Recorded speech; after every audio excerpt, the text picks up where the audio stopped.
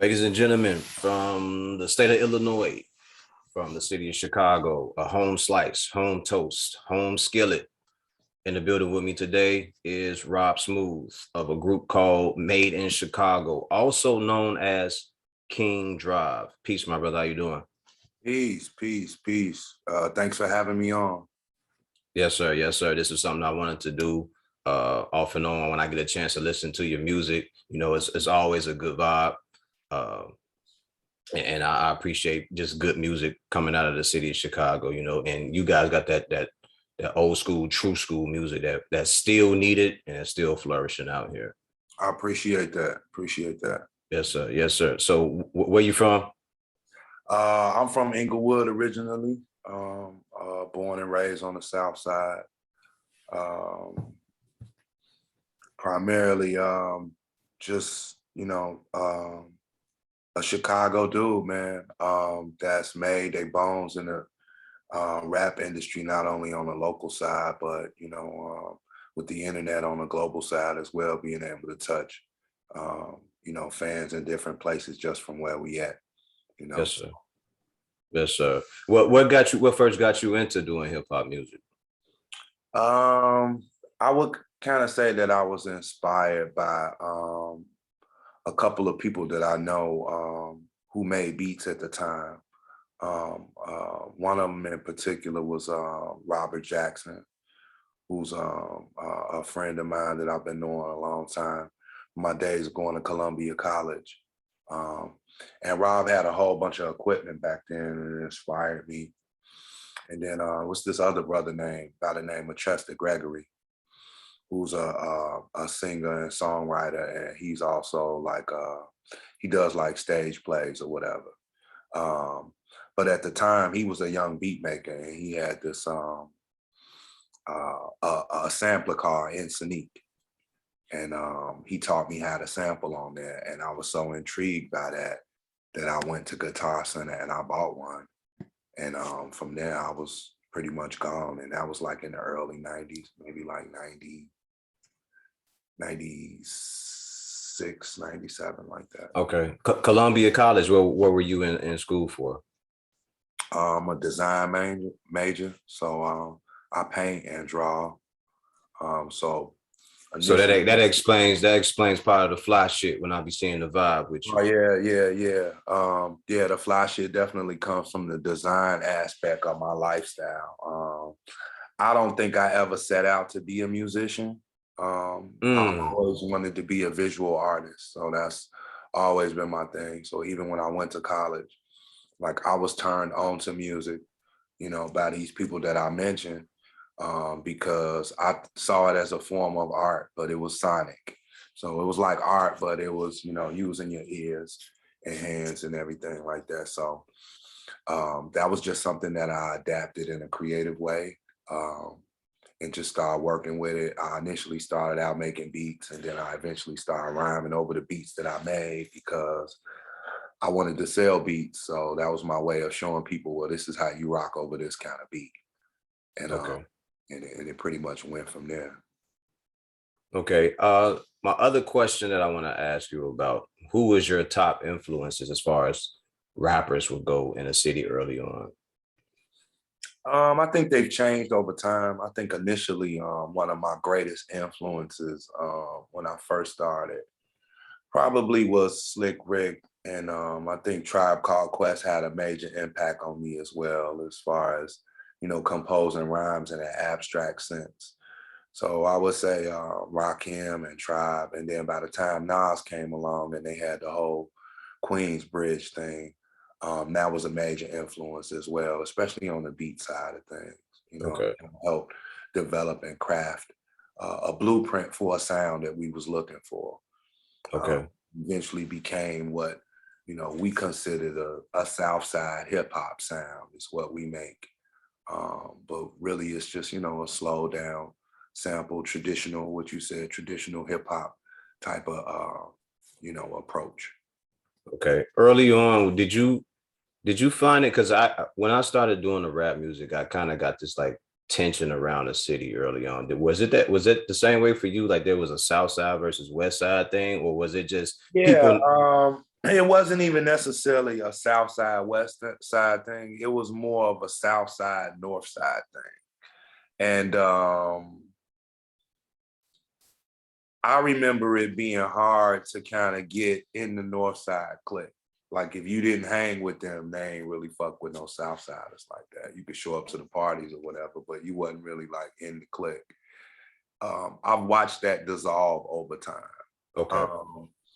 I've watched that whole, segmented demographic of Chicago-based rappers and fans kind of like dissolve over time.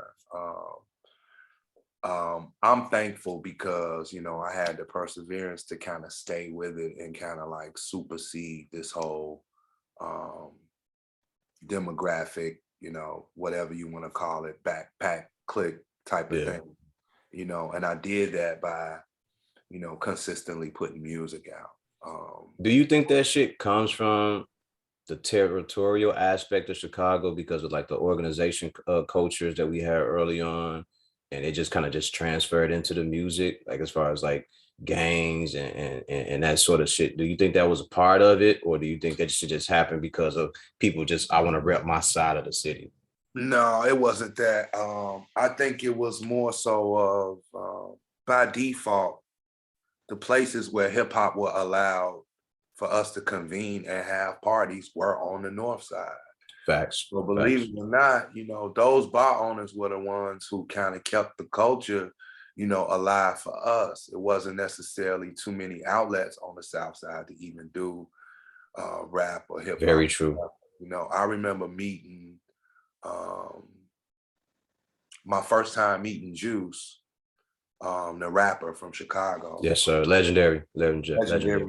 Legendary Juice. My first time meeting him is when I met Vice Versa, who's another rapper from Chicago. And Vice introduced me to Juice at the spot. I never forget, it was on Randolph. But this was like an open mic venue. I had never heard of nothing like that. I didn't even know anything like that was going on in the city at the time. And at the time, JD and I were working at the parking lot. We was valeting cars. I did that for a long time when I was going to Columbia. And so I always remember, that one day of going up to the spot or somebody telling me that, it's an open mic spot on Randolph. And I went up there. But to answer your question, it's like the North Side had the venues. So of course, that's where you gotta go. Yeah. And so if you weren't one of those people that was willing to get up and go to where the party was, you wasn't necessarily, in that thing. But I gained my respect by having good music and putting it out. And that's all that matters at the end of the day, bro. And they respected me for that, and it goes back, a few years. Like I remember I dropped our first album in 1999. Everything's been changed. And I remember getting some feedback from some North Side rappers about how dope the album was.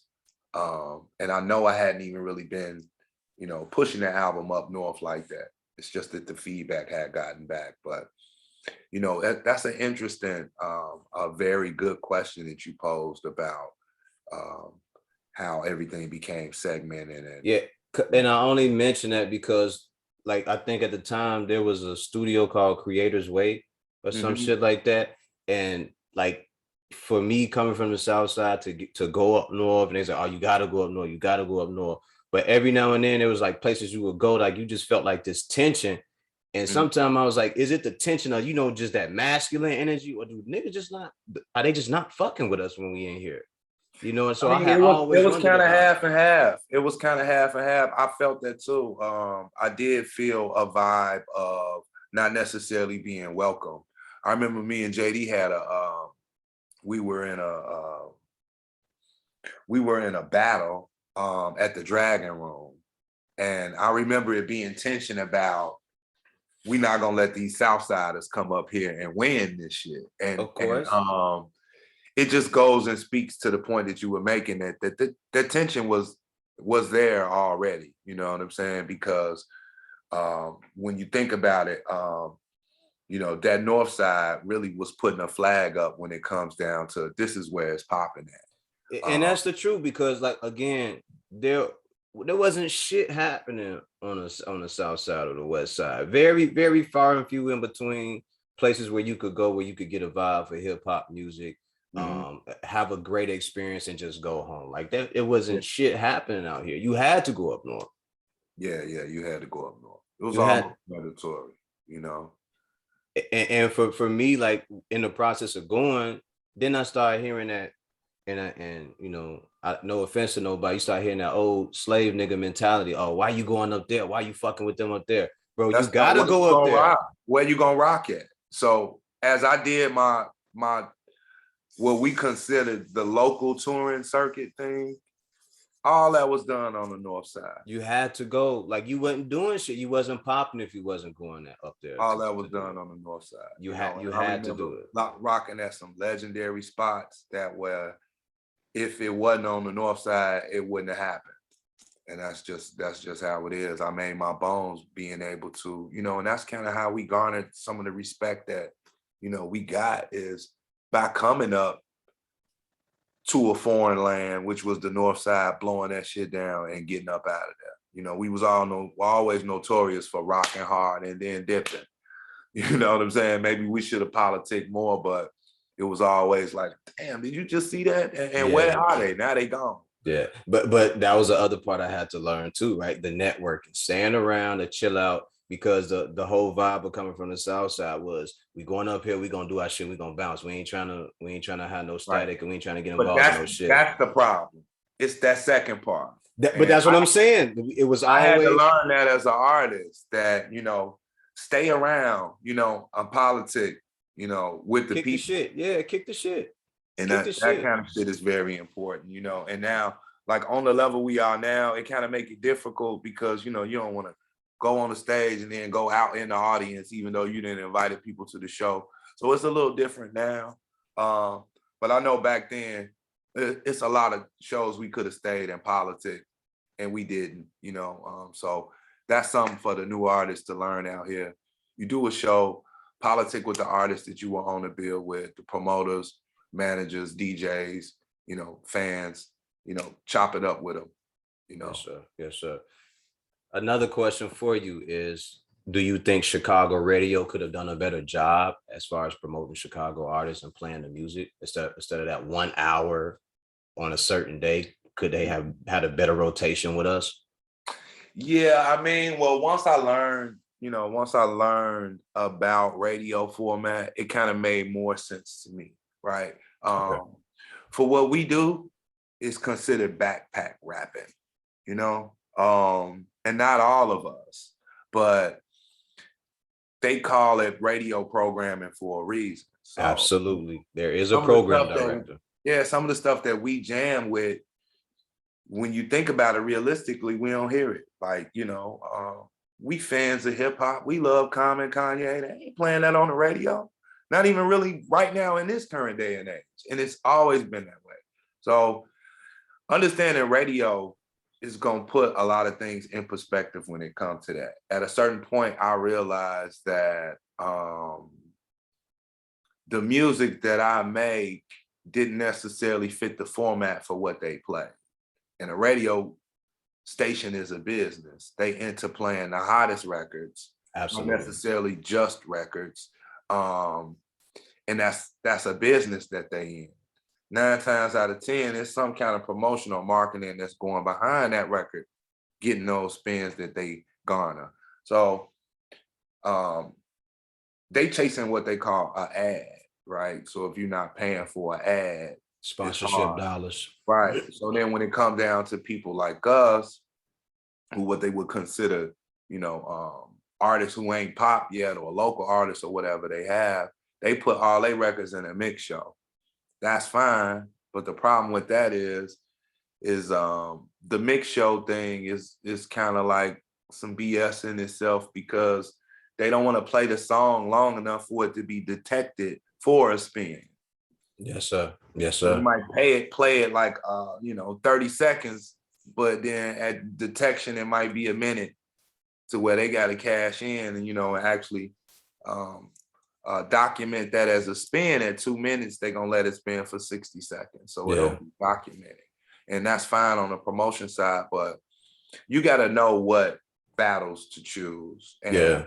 a long time ago, I realized that radio wasn't a mountain that I was trying to climb. But it sucked because when you go down south, when you go on the West Coast, when you go on the East Coast, there's constantly different music on the radio that they promote from their artists. And you going like, yo, they don't do that shit in Chicago. Like, that's how I heard about Crooked Eye. There was like every day or every other day or like a Freestyle Friday, like you hearing this dude and you're like, who the fuck is this murdering everything on the radio? Mm-hmm. Mm-hmm. But then when you get back home, it's just like, yo, this is such and such where hip hop lives, and this is all we rocking with. And we, like you said, we give you that 60 seconds, maybe a little bit more, just so we don't hit the BDS mark. And we gonna say, yo, that's Rod Smooth. Y'all call in and tell us what you think, bro. Right. You gave them a hook and half a verse. Right. And this the part is like, you made a good statement when you said that, yeah, y'all call us and tell us what you think. It puts you in that box, almost like you got to show you, like talent show shit, right? I know I make dope music. You can play it or you don't have to play it. That's the beauty of the internet, because now, with the streaming game, it has superseded that. Like, if you put my song on the radio and that helped me garner more sales and streams, then fine. But if not, I wouldn't even use my marketing dollars to, go after radio, because to me, that's like one of the oldest forms of, communication. There's a lot of rappers I love. I never hear them on the radio. Absolutely. And that's not stopping them from getting no show money or no sales. Good music is good music. It's so political too. One thing I realized that with the radio thing, Chicago is really political, man. Like up and down in every aspect of business. Chicago politics is in play with that, and I'm not saying it's a bad thing, but it's frustrating. It's irritating like a motherfucker to get shit done. It's about who you rolling with. So that's what I realized about the Chi. It could be somebody that's in a position of power that they can really make things happen for you. But if you ain't really vouched by nobody, it's kind of like, whose guy is this? That's kind of where we at in the industry. Like, we made our own lane.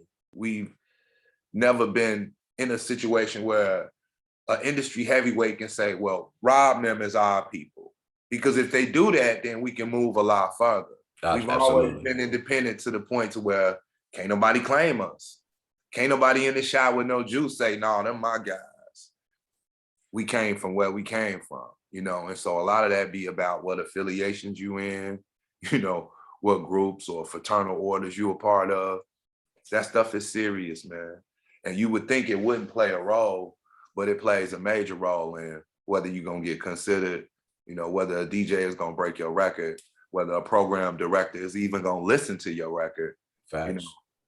Whether you can get booked at a venue and all of that. It's like, whose guys are these? It's a few power players in the shop, and they gatekeepers too. So if you rolling under one of them, you fine. But if you're not, it's like, I don't know them. Yep. Hey, don't let them on stage.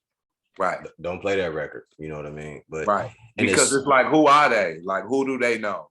Who is the person that's saying, okay, they good? Because that's how things operate in the shop. Oh, he's good. Don't trip. They're my people. Yeah. And if you don't have that person saying they're my guys, then you got to take it like us. We've been taking our own, we taking the, whatever they want to call it, underground hip hop kings of the Chi. We taking that along with, what we got going on with the Moore's beer and everything. So fly shit. Let's get into that, because I seen Greg posting that for months off and on, and it seems like now it done took off. How did you guys get into that? Well, what's dope about Moore's beer is the owners of Moore's beer were initially and currently are part of MIC. The owner was our main numbers guy on the marketing side, as well as accountant, whose name is Jamal Johnson. He always spoke about for years that we needed a product to kind of center around the music and vice versa. So on Juneteenth last year, he launched the Moore's Beer. We actually initially dropped the album for Regardless in May, and then the brew dropped in June, and then we did cross collaborations to promote both, like one hand wash the other. So King Drive are the brand ambassadors for Moore's Beer. Um, One of the only rappers in Chicago with a real sponsor, with a company that's actually making moves. We may be in like 200 locations in Chicago. We got Wintrust Arena, we got the United Center. So just in a year's time, the beer is exploding, as the premier Black-owned beer out of Chicago. Love it. I love it. And the branding and the marketing is all synonymous with the whole King Drive movement. Got a Black man on the can with diamonds in his ear and chains. So, like Jamal said, they were blatant with the branding of Moore's Beer, intentional about making sure that we would have a product that could be officially celebrated, something that we can embrace, as our own, take ownership for, and pretty much push it to the maximum to have a product, with a sound bed behind it that's pretty much complemented by King Drive. So, we got fly marketing, fly merch, fly music. Yes, sir. Yes, sir. Is it brewed here in Chicago or is it brewed somewhere else? I think it's brewed right outside of Chicago and Indiana. Okay. Yeah, Okay. brewery. All right. Yeah, but it's Chicago based. So tell me, because I don't think I may have not asked this, your top 5 MCs of all time. My top 5.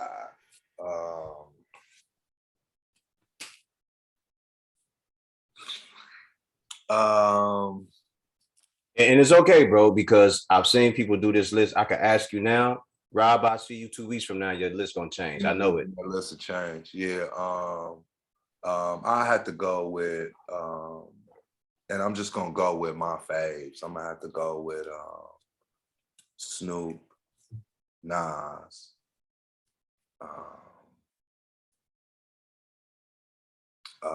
Scarface,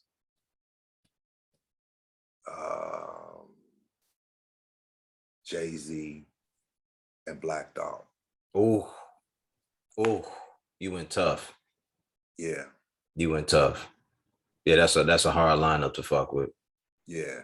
That's a real hard lineup to fuck with. And those are really some of my real influences. Like I can go deeper, but those core of people, and I like them for different things. Like Okay. I like Snoop for his charisma. I like Scarface for his realism, and the content. I like Jigga for his imagination. Like he raps, but he manifests. We've watched him rap about this shit all of these years. So, for different reasons is why I like some artists, and the content that they got. Scarface was also a good storyteller too. Yeah, he was. What I liked about Face was his content, even as a young man, was centered around real life circumstances. Never really been about money or none of that. It's always been about life and its struggles, and that I really respect that. Yeah. We pick certain lanes out of hip hop, certain attributes of it, like the dope dealing or toting guns. We put a lot of glitter on that shit, but I like when people, rapping about regular shit, Yeah. And he how hard it is to get a job, shit like that. And he always dealt with that, mental instability or mental illness or whatever it would be. He always talked about stuff like that, but people never paid attention to it because, like you said, they glamorize the dope and the guns. Yeah, we pick and choose what we want to put emphasis on, and that's just how everything is. When you watch these movies and documentaries, they always want to talk about the glow up of the hustler. He had this many cars and all of this. It's a balance to that. You know what I'm saying? It's a balance to that. So it's not always, what about the time dude had to do? My man, I we talked about that on a podcast I did recently with my guys. It was called "It's Okay to Not Be an Entertainer." Mhm. And that was one of the things I brought up. I said, as everybody sees a shiny product of a hustler or LeBron James or Michael Jordan, but do y'all know how many fuck ups they had to make to get to that, to become that product? And Yeah. in the music that you're hearing currently, no one's really talking about the struggles that they went through. It's several artists that I hear mention it, but the majority of them talk about this lifestyle of living and partying and everything being glorious, and that's not life.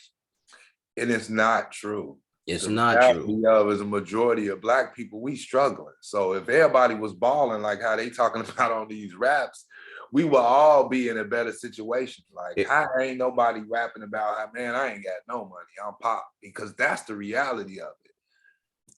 that's the So reality. when you think about it like that, and that's what I tell a lot of young artists, it's like, you know, depending on the person and on the MC, like rap is almost like WWF wrestling, man. It's entertainment, people selling a dream on wax, but that ain't necessarily a reflection of their life. It's And not, but that can get weird though, right? Because you're making this studio image, right? And then when you get out into the public, when people see you, they looking at you like, yo, you a cornball. but that's and that's the thing. That's why it's almost like a boomerang. Certain types of content comes back like a boomerang because it got a frequency attached to it.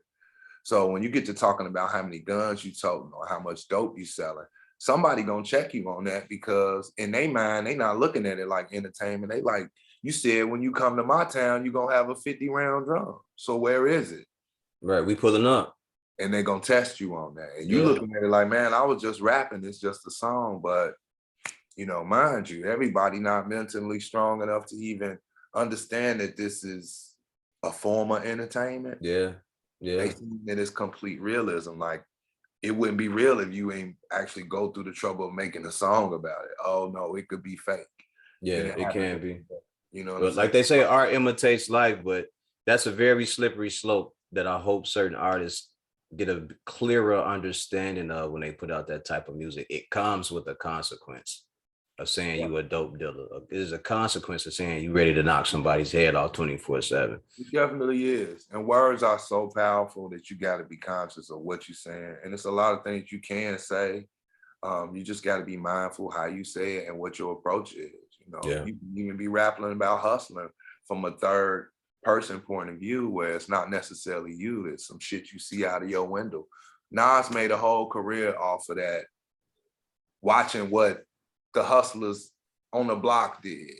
You know what I'm saying? He never even prided himself on one, as being one. Just, somebody that was observing what went on in their community. So it can definitely happen. It's about the approach you have to it, and the content you want to put out.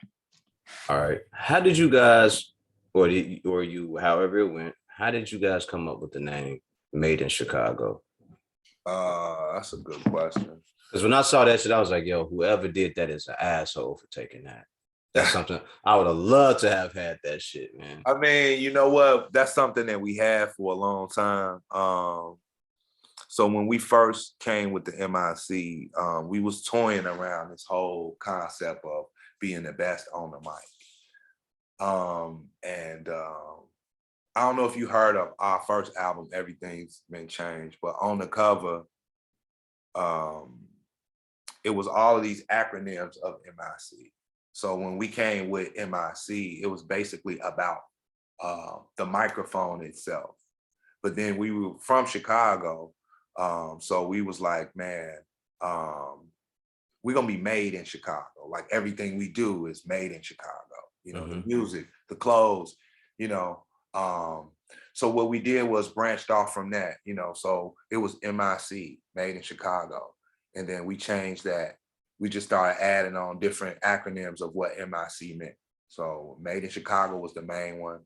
And then we came with Minds Incite Change, which means your mind is going to incite you to do different right? Then we came with Melodic Influence Committee. So we kept flipping the MIC thing, right? Over time, what we realized doing shows, touring, going out of town, we realized that Chicago was synonymous with the wrong kind of reputation, Bruh. right? So having a group name called Made in Chicago, after a while, maybe doing it like 10, 12 years, I realized, wait a minute, this is going to kind of put us in a local box forever. Just the name, right?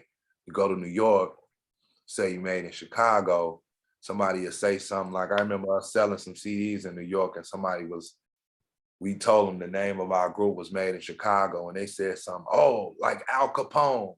This was his first thought. That's the I first was thought. like, oh no, Everything is that ain't always been good. gangster shit attached to Chicago. Wherever I've been, it's always been gangster shit. Yeah, I was like, no, that ain't good. So, in 2014, we did a record label imprint deal with some of the former A&Rs from Loud, um, Matty C and Scott Free. Um, and one of Scott Free's suggestion was, he was like, man, you might want to think about kind of changing the group name to kind of make it a little bit more universal. Okay. Because you get to yell in Chicago in a place that they don't mess with the shy like that, you done cut out a whole bunch of bread for yourself. Kind of like it make it local. Mm-hmm. I sat back and thought about that. So then that's when we came with the King Drive, because it's a King Drive in every major city, and this is where the Black people are. So I'm like, okay, that kind of makes sense, because we'll still be able to get the concept that we was trying to put through the Made in Chicago, but then we can put it on a universal plane, because every hood got an MLK Street or Boulevard, and this is where the Black people are. So I'm like, man, that's it, King Drive. But it don't necessarily have nothing to do with Martin Luther King. It just means we are everywhere. Yeah. And that's where our people are, And so MIC became King Drive because Made in Chicago had a reputation that we wasn't necessarily trying to fulfill. We That didn't want to get stigma. booked. That We didn't stigma is want to so not old. get booked. Yeah, we didn't want to not get booked for having Chicago in our name, or we didn't want to not get a venue or get paid or get a deal because people thought we were threatening or thought we were gang affiliated or thought we were too hood, because in a lot of ways we actually the opposite of what that reputation is. We come off very fly, gentlemen. The content is clean. It can get gutter, but it's still respectable. So we've always been some stand-up guys. That's why the whole made concept is still in there. But that was, the history of the name, and how all of that came about. Yeah, for us, it was critical mass. So no one knew shit about where we were coming from, what we were doing. They knew it was 3 to 4 guys, 5 maybe at one Yeah, time. I remember critical mass. Yeah. And we rolled around doing what we doing. And it was, oh, they from New York. Look how they rap. They rapping. And it was like, no, we from Chicago. And then people go, what? So no, we from Chicago, bro. Like we from the south side of the shot. Like we act like niggas here rap. Like there's a lot of us who can rap. Yeah, I mean, they swore we was from New York for years, until they really started listening. Like, man, they talking about Aberdeen and Morgan. They ain't from New York. Like, this is crazy. So yeah, we had to make our bones, and but that transition helped us in 2014. Those dudes, I can't really thank them enough. Matty C and Scott Free, those were the people who actually, discovered Big, brought Big to Puff. Puff Big was gonna sign Loud at one particular time, and they were over the source. They was doing all of the, unsigned hype columns for Common when he first came out. So to have them as a New York-based A&Rs to co-sign us was big. They hip hop curators, and so that kind of held a lot of weight for us, and it kind of it changed a lot of things, because that cosign helped us out, a lot. for, you know, in certain areas where people didn't want to give us our respect. They was like, oh, Maddie C, fuck with them. Like, them Right. niggas must be dope. Right. You know, and all of that happened. You know, we dropped the album and Large Pro came to the studio, helped mix Oh on wow. and everything. So it's just a legendary thing. Yeah, Large Pro is a legendary producer. Yeah. You mentioned the name of Common. Do you have a favorite Common album? Yeah, I like Water for Chocolate. Really? Okay. Okay. Mine would be One Day It All Makes Sense. But Yeah, that one, and I like Resurrection a lot too. okay. You know, I'll probably say Resurrection is my favorite Common album. Yeah, Resurrection is my favorite Common album. Okay. Like Water for Chocolate was dope as fuck too. That was a dope album. Yeah. That was a dope album. All right, here go another question for you. Who are the top 3 to 5 producers that you would like to work with? Oh man.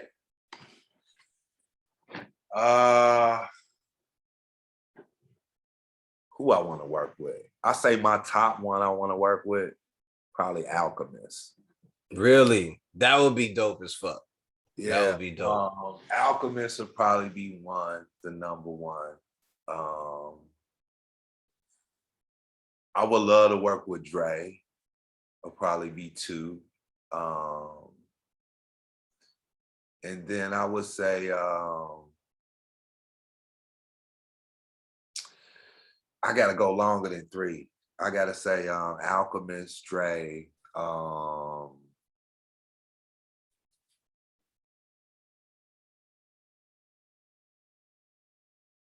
Pharrell, and I ain't gonna lie, man. I would love to work with Ye. Just 4, to that's see 4? what happened. Yeah. That's 4. Yeah, just to see what happened. You know what I'm saying? He has a tendency to push artists in directions that they don't think that they was even expecting them going. But if I did some shit on some Ye shit, I would want it to sound like some classic Kanye. You know what I'm saying? Yeah, yeah. You know, and not to say the shit that he got ain't dope, because I think it's dope. But I think he has a core sound that we don't usually hear a lot. You Yeah. know what I'm saying? Yeah. And once in a while we'll get glimpses of it and be like, oh yeah, that's the Kanye I like. But you know it when you hear it. Yeah, absolutely. I know what you're talking about. Like what we hearing now is cool, but it ain't Nah. dude. And I'm not saying nothing bad, but like when you listen to Kanye, you know, I'm talking about that signature, flashing lights, diamonds are forever, real Kanye shit to me. The signature Kanye. What we hearing now was cool. Like I like it, but when he in that bag, you know what he's like. Oh, that's one. That's one. Right. I mean, I think he's, I think musically he has so much access, and and I think he's brilliant musically that he's adapted a way to take this trap sound and turn it gospel. You know what I'm saying? But then that shit still got a certain frequency that don't necessarily register with me. So the gospel part go over, it go over your head a little bit, but like I say, it would have to be over the classic sound that he had. Okay. Okay. What about Primo? Would you like to work with Primo? I will work with Primo. Yeah, okay. I like that sound. I like that sound. Yeah, that's a classic dude himself, man. And of course, Jay Dilla would be one that I would definitely want. Yeah, I mean, I could add on to that, man. Like I could really, I was gonna say Pete Rock. Ooh, tough. I was gonna say Pete Rock, and man, Timbaland got some shit too. So it's tough, man. It's some really dope producers out here that should get more burn, But my top one is probably Alchemist. I think he's probably got the sound that would be dope as fuck, bro. Mm-hmm. That would be dope. What have you made any steps into trying to make something like that happen? Well, I know a few of my producer friends, a couple of them know him. But I like the sound, and I think what's dope about it is Shit, hell, we already make that kind of music. So, to me, that would be, a personal dream that's fulfilled. But sonically, we already there. Like we in that lane. Okay. Dope samples, dope drums. This youth program that you've been doing, is it just a youth program? Is it a school? What is it? Talk about that to me. What's the name of it? And It's actually a youth program. It's called Made in Chicago's audio production program. So what it is youth-based audio production and mentoring. So we teach them the principles of hip hop. We teach them how to make beats on Logic. So what I do is I have an all mobile setup. So I pretty much bring the equipment to the kids, set up microphones and beat machines for them to make beats and have open studio sessions. We got a curriculum that goes for 2 years. So what we've been doing is doing work within Chicago park districts Mhm. and CPS for daytime programming. So if they wanted to have a beat making class, they could have a pop-up class, or they can have a continuation class that goes for 6 months, a year, however they want to customize it.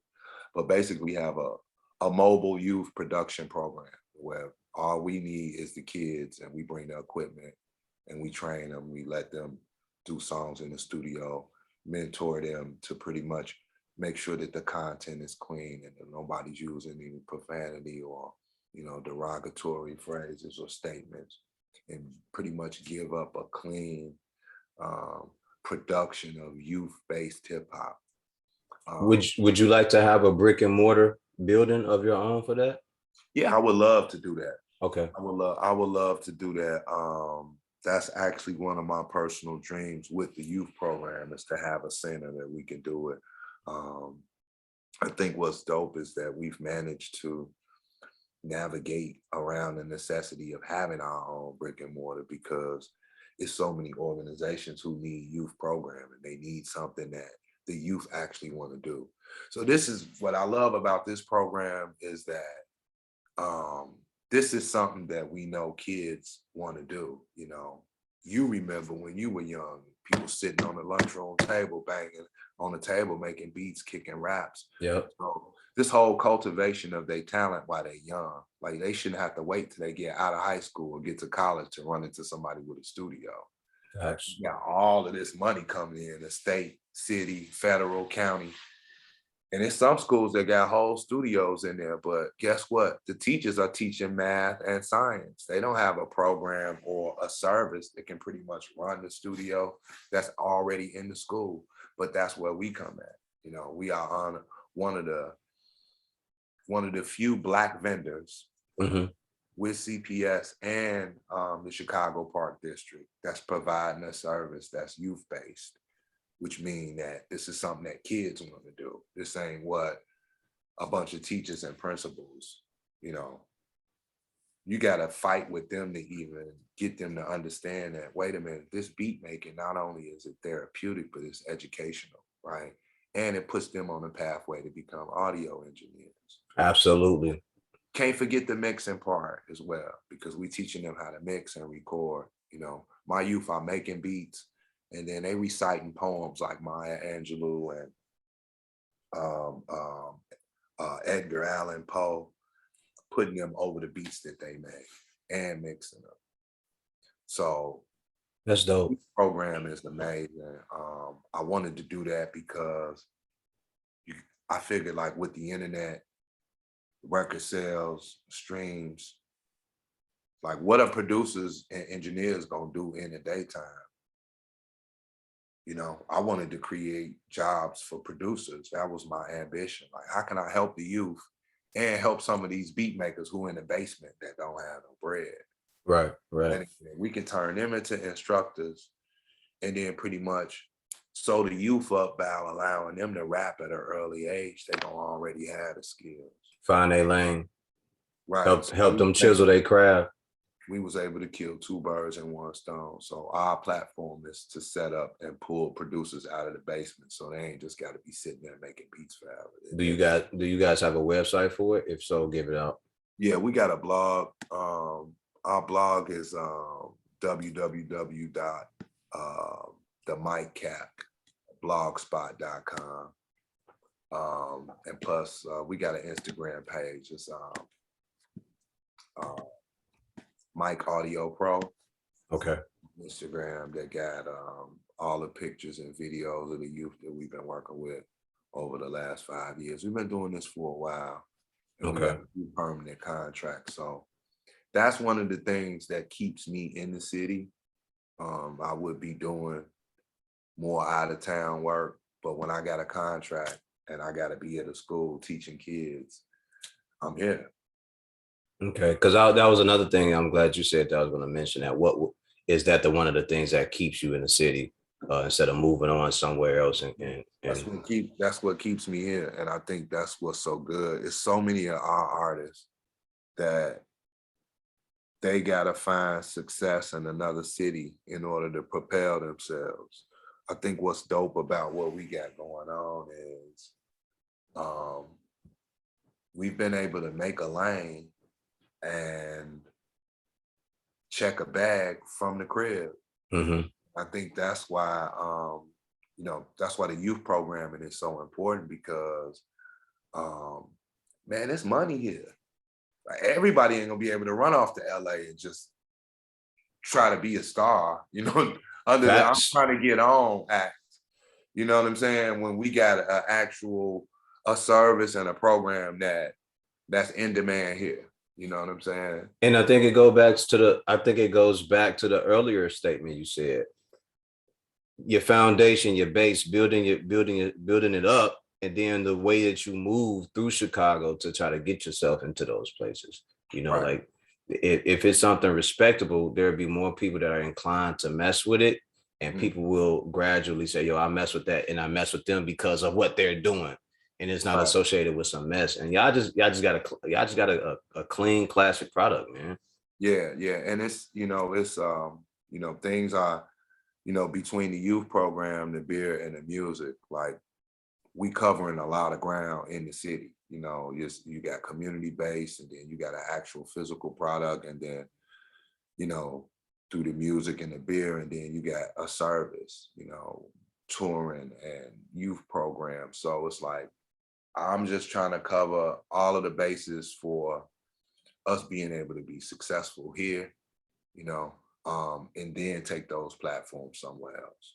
I'm not about um, just getting a little notoriety and then setting up the foundation somewhere else. No, the foundation is going to be here. Yeah. The structure is going to be here. We're going to have some in line for our youth. And it's like a lot of rappers talk about it, but I'm not even a famous rapper like that. And I'm actually hands on doing shit in the community with kids. Yeah. Like, there ain't no bread that's trickling through my foundation to help them. No, I'm the teacher in the classroom. Right. You're actively involved. I'm actively involved to the point I'm the teacher and the owner of the company. So not only am I sewing up the contracts, but I'm actually teaching the class. So, and then don't get no more hands-on than that. And that's the kind of approach that we need. And like I say, my motivation behind that was it's like, in this day and age, sitting up selling records online, that's boring. The computer doing all the work. Yeah. I'm not about to sit back with all this talent and not try to give it to nobody. Because when we was coming up, showing somebody how to make beats or write raps or DJ, those were secrets. They didn't just tell you that kind of stuff. Yeah. Yeah. That's true. And that got to be illuminated because our youth gonna be stagnant. Like how working a beat machine got to be some G14 classified thing. It I'm should glad I'm glad you said that. I'm glad you said that, man. be that Because way. how do you expect the next generation to grow if motherfuckers is holding this bag to themselves and going, "Yeah, I got to figure that out y'all on your own." And that's what I'm saying. That's why it's only one Jay Dilla and not a million of them. Because the information that was passed down, it was like, shh, don't tell nobody I showed you how to do this trick on the MP. No, fuck that. We showing 30 kids at the same time how to do this trick on the MP. Right. Because what is it hurting you by holding the information back? It's still something that can help them. So you going to not let them learn something that can help them in the future. And you're still the master teacher at the end of the day that did it. So if they don't give you credit for what they came up with, that look bad on them. So it's like I look at it like, man, you know, I'm not gonna be here forever. But when I look at it like, man, how many kids I done influenced? Bro. How many people that I done get started? Like, man, I want to make beats. This is what I want to do. Your youth program and the one that I was a part of. You talking about young men and women who are now retired professional athletes and are still lawyers, doctors, and accountants to this day. Yeah, this is what I'm saying. And I asked for nothing. I'm like, yo, y'all success is enough for me. Yeah. I'm happy that y'all made it. That's my success off of seeing you guys make something out of yourselves other than what that neighborhood dictates. Yeah. Yeah. I think it's just overall, man, it's the right thing to do, man. Somebody got to be humble enough. Like they talk about the shy like a dog, but somebody got to be humble enough to not be scared to go in there and make music with the gang bangers. Who gonna do that? I know a couple people that's doing it and they do it faithfully, you know, from the west side, on the west side. I say that he out there on the west side and he does his thing. But it's very few people that's willing to step in and say, yo, y'all get out the corner, come in here, let me show y'all how to rhyme. Let's talk about what's bothering you in here in the studio. And that's therapy, dog. And so, you know, God is blessing me, man, by just being a blessing to others, man, and continually have a giving spirit, man. Not to hold no grudges and not to be the quintessential Chicago hater, hating on everything that you can't understand or can't reach, because that ain't the way. You know what I'm saying? If you want some money out here, you better start appreciating people who do have money. And apply yourself. You don't hate on the person that you want to be. So it's a mindset, you know, a mindset shift that needs to take place out here. And when you do that, you're gonna look like you by yourself, but you definitely on the right path. Yeah, and to anyone that's listening, especially if you are from his program, a program I was a part of, or if you're just a young child listening, apply yourself. Nothing will come to you if you don't apply yourself. You got to put the work in, man. You got to, and you got to be accountable and responsible for the stuff that you're doing. Yeah. Don't never let a day go by when you're not accountable and you're not applying yourself to your craft. You got to do it. Yeah, you got to do that, man. Gotta do it. If you're gonna get out here and talk the toughest street shit in the music, apply yourself, man. But make sure that you know that you're being accountable for the message that you're putting out, because it's something that's coming with that. Yeah, it's something that comes with all of that. And that's why it's best to just try to keep it player, because you know you got to pay for everything that come out your mouth, man. Yeah, man. Yeah, man. Let's talk about this, because you know it's kind of woven into where we are right now. The drill scene that has taken over the music right now, bro. I've never seen this much killing coming by way of music ever. Yeah, the music is just a conduit. Okay, so you know, just like the crime and the gun violence is just a symptom of a bigger problem. Facts. Right? And we've always, you know, we deal with symptoms instead of dealing with solutions.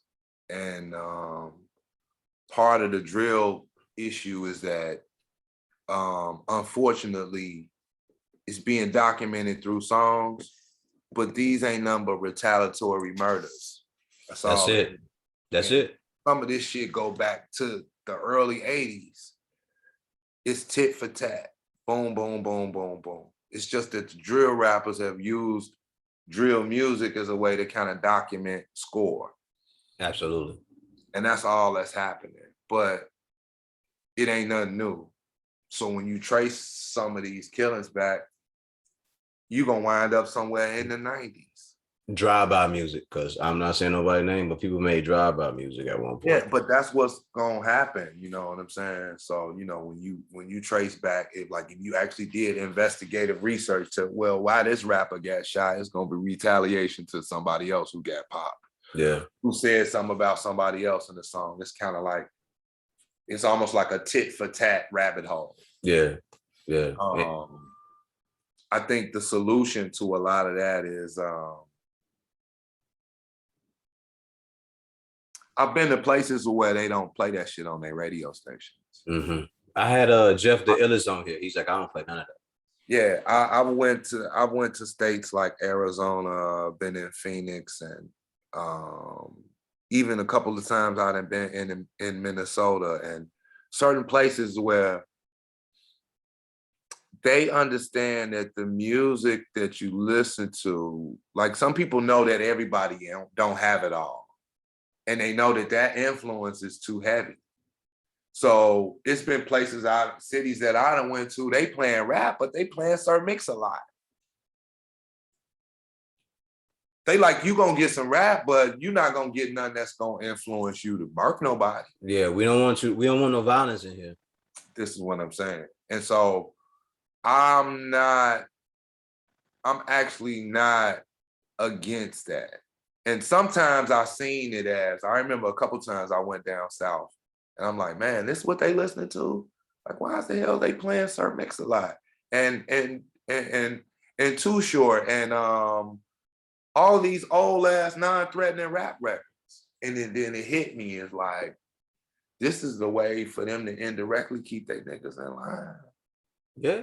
Look, we want y'all to have fun, but we want to get paid and we want to stay open.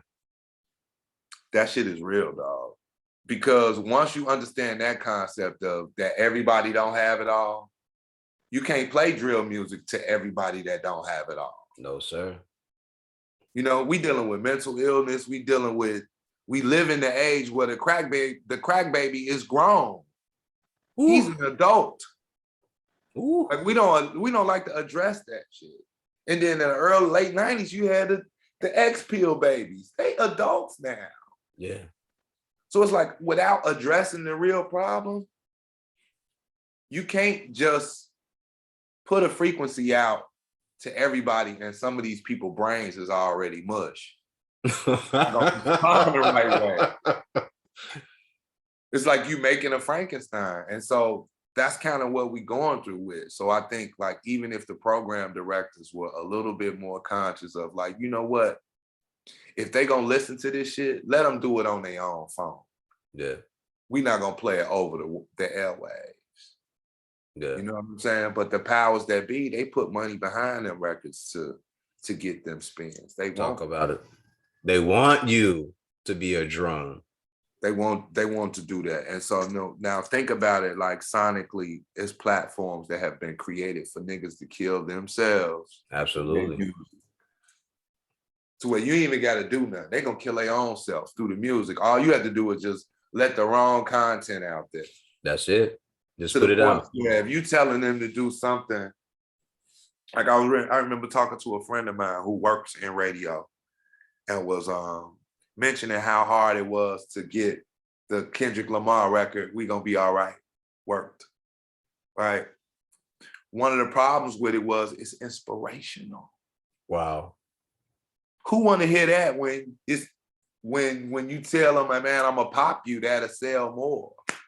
But if you on the hook talking about some We Gonna Be All Right, they threatened by that. I would rather you do something negative than a positive.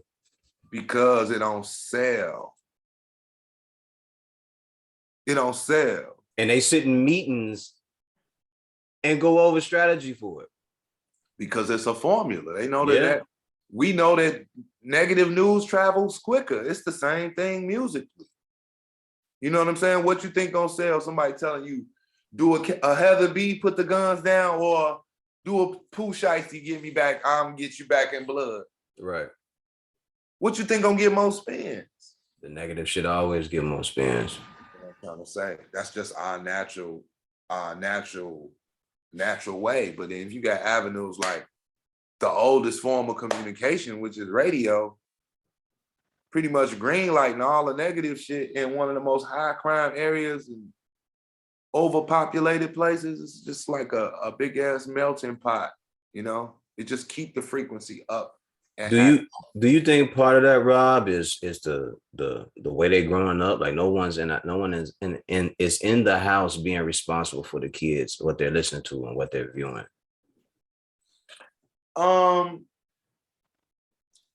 that play a role, but then, you know, we living in, you know, we like 2, 3 generations in of single parent families, right? Yeah. You know, and when you're dealing with that, you know, it ain't necessarily you know, a balance. You know, it ain't necessarily a balance. So, you know, we look at the crime and then we talk about family. And we got majority single parent households out here. So what that mean? A mama raising, you know, the same news that you watching, man, so and so drive by and all this, blah, blah, blah. The single parent, that's her son and nephews and shit. Yeah. I hate to say that the daddy don't play no role, but the reality of it is the Because of mama, the single parent home, like this is what she has to deal with. She trying to raise all these kids without a father in the right, and house. she trying her best. And how it Yeah. looks in this day and age is she in the bathroom on Instagram trying to be cute. Her son in the next room with guns. And her nephews, and they going out murking people. And they looking at it on the news like, damn, this crime is terrible. These young kids. Yeah.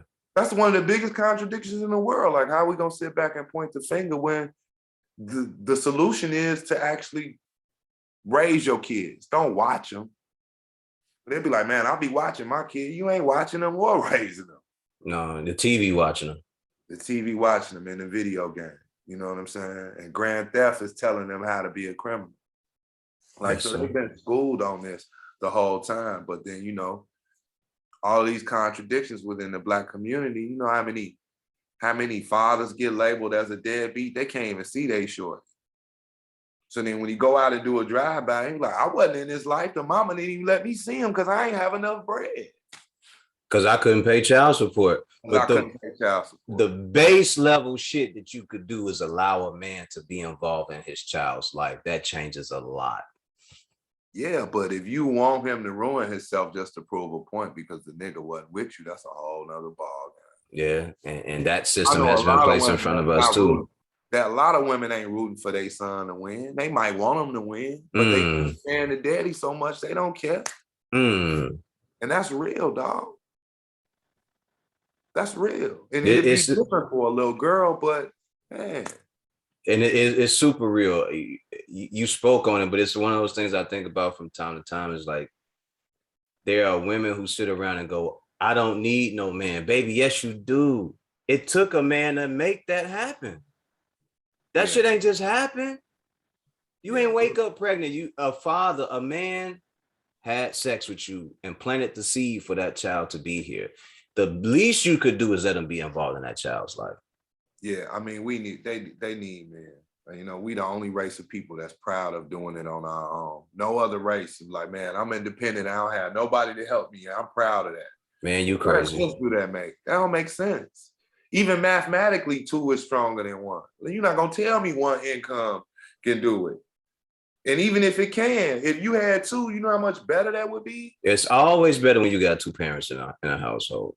2, I don't care if that other income was $1. It's $1 more than what you had. So it's like this whole concept of these statements that we live off of statements like, I can do bad by myself, or I don't need a man, or all of these things. Don't pull a gun if you don't shoot it. Niggas that wrote their own Bible of bullshit. And we live by it every day. And it's like, until we correct the thought process, we ain't gonna be where we need to be. We not, and a lot of these statements that you just made are statements that are coming from people who are dealing with their own personal trauma and hurt. Right. And you know what at rate we see therapists. Man, so you want to say what, 0.00000% up until the last 5 to 7 years, maybe 10 has went up. I mean, they know it a little bit more now, but it's still taboo to them. Like, it be in their mind, if you need therapy, you crazy. That's not true. No. We've been traumatized just being Black. Just being Black. Driving a car being a Black man is not a good feeling in the shot. Not have your license. It's people that got shot for not having insurance. You ain't like, Rob, that don't make no sense. It makes a lot of sense. To us, it does, because I've been in places, or you hear about these stories in Chicago. Young man was told to reach in the glove compartment. He went to reach for his license, and he get popped. Yeah. Police officer staying him right there. Boom. Yeah, so that's a lot of trauma to deal with, just waking up, being a brother every day. Shit, I believe that all of us need counseling. You I need think so counseling too. just to be able to continue to be a nigga every day. This shit you need a therapist to talk you through it. Like, okay, you got this. It's only 24 hours today. Yeah. You got this. Yeah. Man. Repeat these things in your mind. Repeat these Yeah, things to say you yourself. worthy of living. Yeah. And let me say this too, because if we got to do therapy, the motherfuckers that did it to us got to do the therapy too. Cause you a fucked up group of people to do this to somebody and leave them like that. Man. They are, man. But one of their coldest moves was not letting us be able to read, because that shit gonna last. That shit lasts for some years. That don't go right away. The need for education, the need for us to even be thoroughly equipped to handle whatever. We so quick to go in and do the job, ain't never been trained, ain't never read one manual. No, and then on top of that, the next thing that they made sure they didn't do that was teach us financial leadership. Oh man, of course not that. Because that's the keys to success, how to manage your money and knowing the difference between money and wealth. Like, they're not gonna teach us that kind of stuff. The purpose of building your credit and what good credit can actually do for you. That stuff is gonna be deep embedded in books. Yeah, books that they know niggas ain't gonna read and can't find, right? He said they can't find them. Lord have mercy, man. No. Lord have mercy. That's crazy. Rob, it's been a pleasure with you, man. Can I take up some more of your time, or do you got to move? I got a few more minutes, man. I got a few more minutes. Okay. All right. So, while back, they had that whole debate. Do you think that there's someone that could get into a versus with Jay-Z?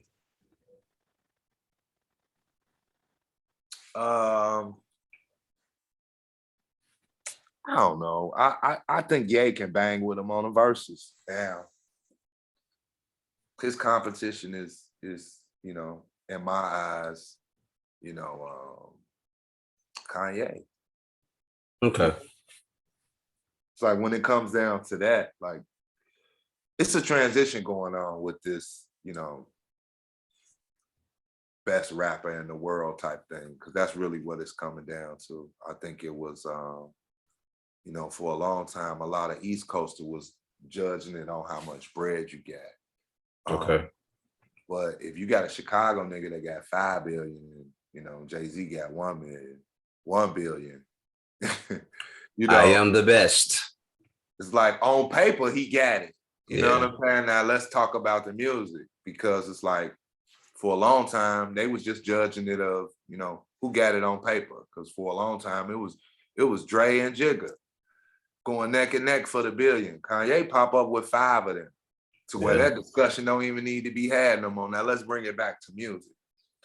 But like you said, when it come down to verses, if it's 20 records, I believe they can go toe to toe, and that'd be a tough. I believe they can, but I think Jay-Z gonna play on a lot of that shit. How many of them songs you wrote? I think he gonna go into that bag, like he really gonna start talking that shit. Yeah, you could do that. You can do that, but a big record is a big record. Very true. These people, they understand the whole concept of adding elements into a song to make it great. It's some people that contribute to some songs. It ain't never been documented that they didn't wrote anything, right? But the song still became a great song. So when it comes down to it, it's like, to me, that's a semantics thing. But can Kanye go up against Jigga? 20 records in the verses? I believe so. Hell yeah, he got a lot of material. And hang and bang with him. Now, mind you, Ye making this shit. Jigga just rapping off. Yeah.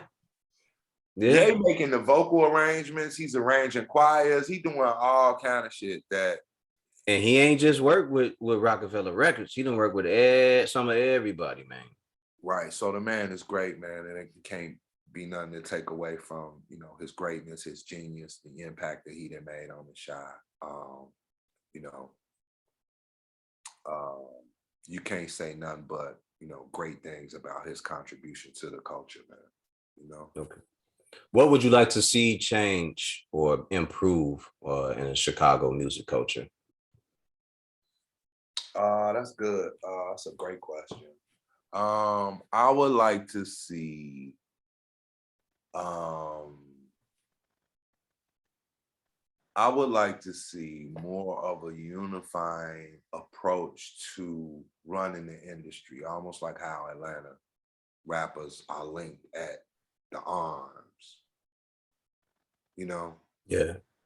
from the club owners to the promoters to the managers to the artists themselves. They collaborate and they working together. You Yep. know what I'm saying? Even if they don't like each other, they it all ain't come even, together. it ain't even about that, because when it come down to business, money green. Bang bang. And so the concept need to be about the progression of the culture. I know in the Shy it's about I can't really put my stamp on them because I'm involved in this clique. Right? Atlanta ain't like that. And like, I'm in this clique, but I'll help them. That ain't hurting me. It's enough money out here for everybody. And once we understand that it don't have to be one, you know what I'm saying? And not only did I notice that from them in the industry, but when I had a chance to be down there, you notice that right away. It could be made in Chicago and it could be Critical Mass on the other side. But motherfuckers shook it up. They dap. They talked some shit. They talked about doing songs with each other, and everybody support the music, whatever was playing. Like I never saw it get real crazy down there as far as music was going. Like motherfuckers was just supporting their own people. They were trying to make sure that they guys was winning. Mm-hmm.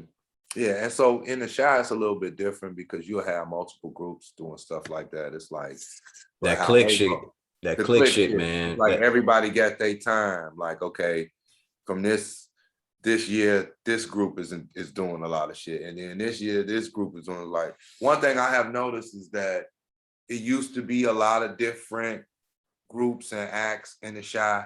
It ain't even really like that no more. Like I even feel like even where we are as a group and a company and a label, I ain't saying it ain't no competition, but it's kind of like once somebody movement start really popping, people just sit back and watch. Like, Yeah. I ain't even rapping no more. I ain't in the group.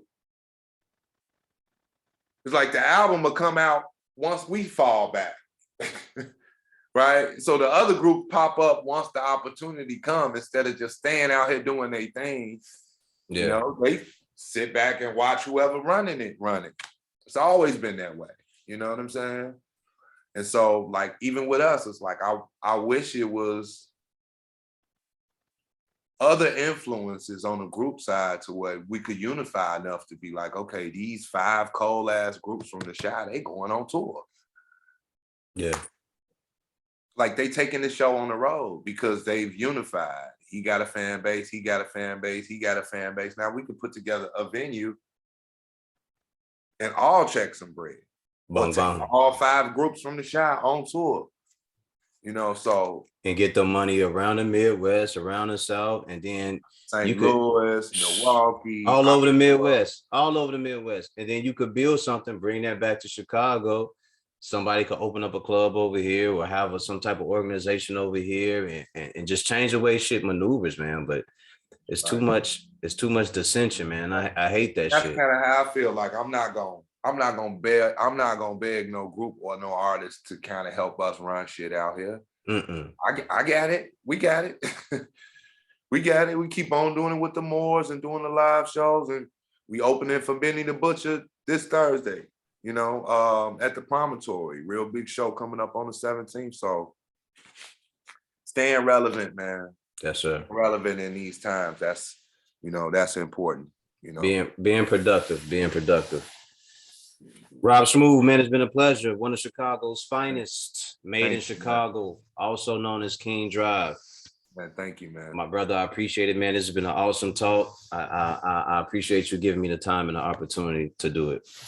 No problem, man. And so for anybody want to get in contact with the brand, the music or the brew, they can go to thekingdrive.com and get merch. We got music, links to everything we got going on, shows, stuff like that, man.